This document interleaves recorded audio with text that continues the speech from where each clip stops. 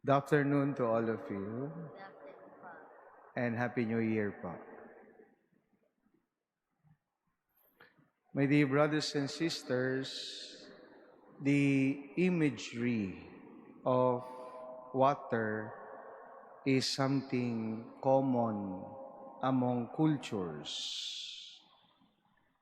In Asian Filipino cultures, water was very important, both as a source of sustenance and a spiritual symbol. I remember when I was a seminarian, our archaeology professor taught us that there is one ancient old village somewhere in Cebu.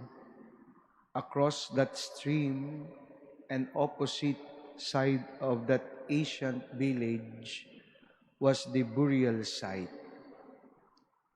And he said to us that a burial site opposite the village and a body of water between the two worlds of the living and the dead was not accidental. Our ancestors believed that symbolically water cleanses the deceased in order to be worthy to enter new life.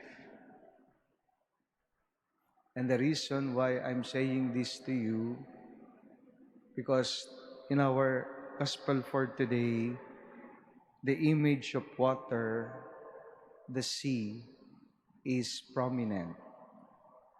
Like the other gospel narratives, important events in the life of Jesus happened on by the sea or the river.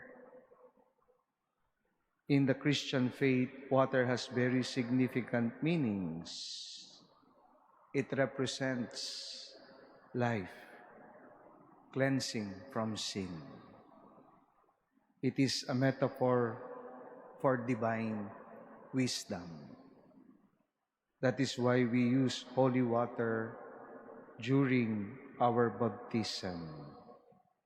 And our Lord Jesus in the Gospel finds consolation in Capernaum by the sea. The sea energized him after being saddened by the bad news about John the Baptist. So after the sea experience, perhaps a sort of cleansing from the experience, emotions, and feelings of our Lord, Jesus continued to preach the good news and bring newness to life to the sick. My dear brothers and sisters, during this Christmas season, and as we receive another year, may the living water, Jesus, be our source of life and fulfillment, so that like Him, we may be cleansed, and at the same time, we can also cleanse one another, our intentions, our desires, so that like our Lord this year, may we be able to continue to preach the good news through our witnessing of the gospel values in our life. So that is our hope and our prayer as we continue with our celebration.